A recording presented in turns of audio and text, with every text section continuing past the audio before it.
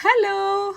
ఎప్పుడెప్పుడు అని ఎదురు చూస్తున్నా దసరా హాలిడేస్ రానే వచ్చేసాయండి.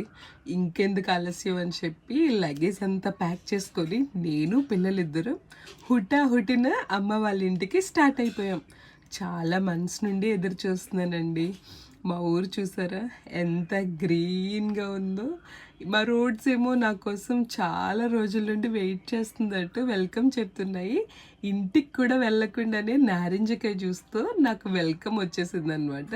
ఇలా ఇంటికి వచ్చి రాంగానే స్విస్ చాక్లెట్స్ అసలు నా వైపు ఈగర్‌గా చూస్తున్నాయి. ఇందులో డిఫరెంట్ డిఫరెంట్ నట్స్ అసలు ఎంత బాగున్నాయంటే అంత బాగున్నాయన్నమాట. అసలే లావుగా ఉన్నాను. ఇంకా లావు అయిపోతానని అర్జెంటుగా లోపల పెట్టేమన్నాను.